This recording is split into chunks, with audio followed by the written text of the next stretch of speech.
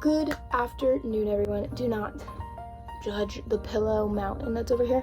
Anyways, it is Thursday. I thought I would bring you guys along today.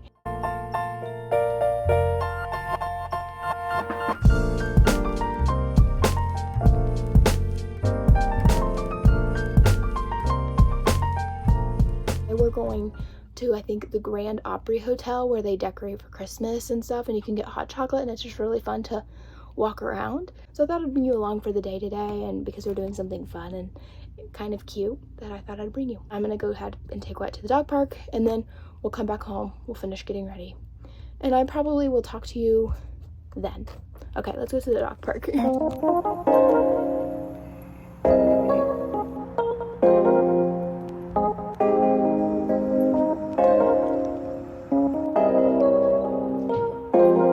For all the people in the back, the reason his leash still is on him is because he'll run away from us when we go to bring him back home because he doesn't want to leave.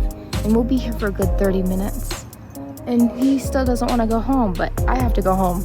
So we keep the leash on him so that we can catch him. I gotta work on that recall. He knows it. He knows. He's just a jerk.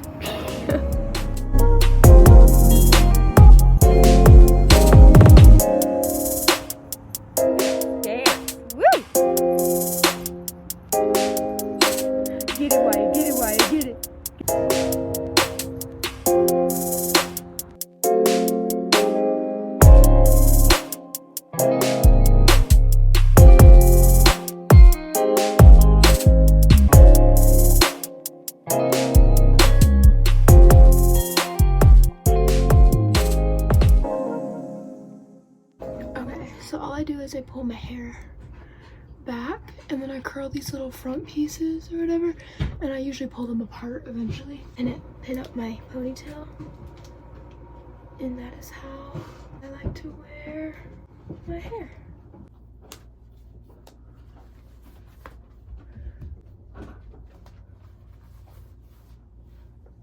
Okay, since I'm bringing you guys along for today, I thought I'd talk about this. Recently, I got In the Stars by Bath & Body Works, but I got this one, that's what I'm wearing tonight, but I got this champagne toast one a couple years ago, and I didn't like it for the longest time, and I put it away for a while, like, ugh, I don't really like it, and now recently I liked it. I don't like the sweeter scents, I like more like mature scents, and so I have really loved all of the like the Dahlia or whatever, but I'm into the champagne toast one. It smells pretty good. Anyways.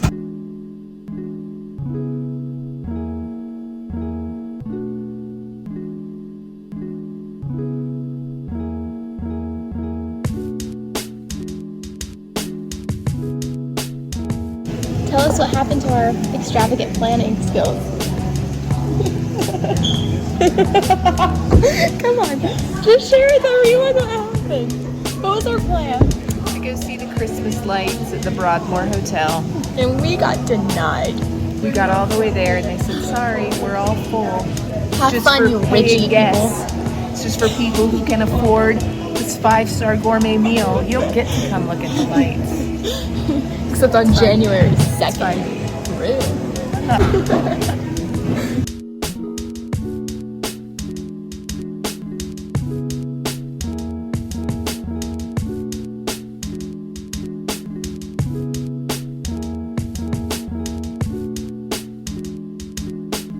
Could you maybe give Daddy a little bit of money? And so America goes, no.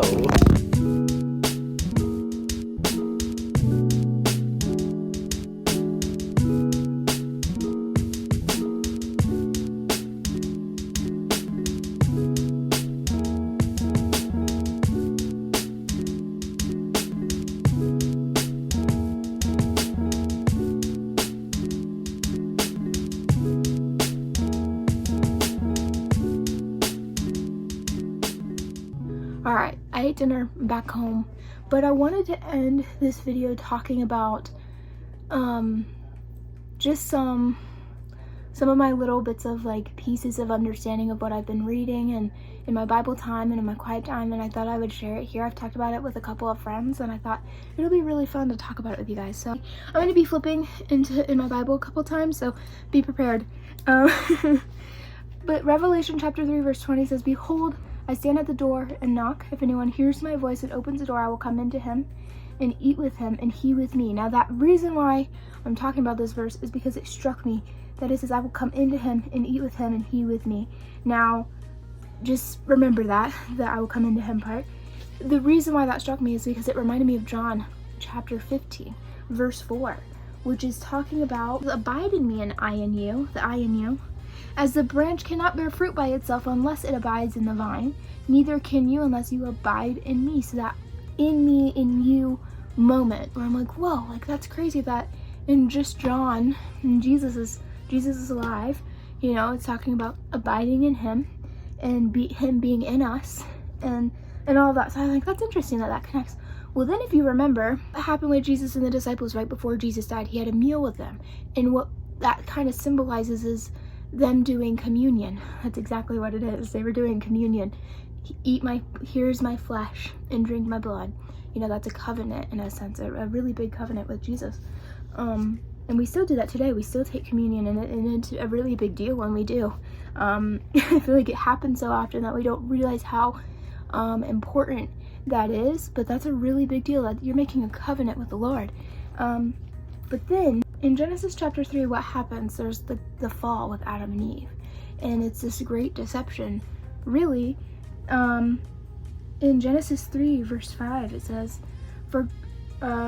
this is coming from the serpent, "For God knows that when you eat of it, your eyes will be opened and you will be like God." First of all, who are we created in the image of? In the image of God. We are already in his likeness.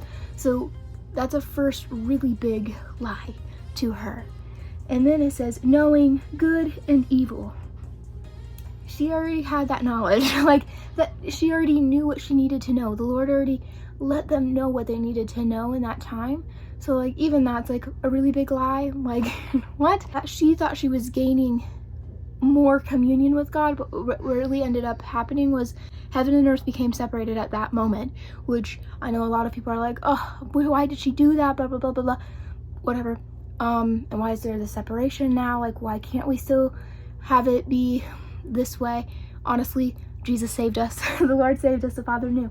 And that's a whole other topic. But what I think is interesting is it's this thing where we think it's all about communion with God. It's all about that. And the thing that Eve got deceived in was thinking that she would have almost more.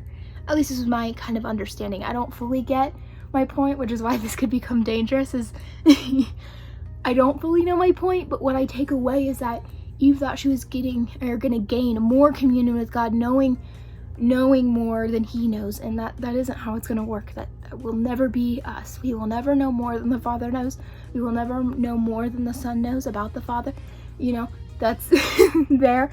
And so I just think it's interesting, like the main thing that we all crave or desire is communion, and we want it so much that we'll almost do anything to get it, when in reality the Lord's given us all that we need in a sense. So that abiding in him, that communion, is really we have that, you know, and we're not separated from him because he's in us. And so I just thought it was interesting. And I also think it's interesting that this whole book all ties together from beginning to end, which obviously I knew that, but to really see that in scripture, to really see like, okay, like all of this really does connect, and it's all right in front of our faces. But it's all about communion. Those are my like little like moments of Bible reading and my little revelation of what I think is going on there. But I just thought it was interesting. So take what you will from it, or take nothing at all. I totally get it. But I just am like, whoa, like it just makes me excited to talk about. So there you go. Love you guys, and thank you so much for watching. Yeah, thank you. Bye.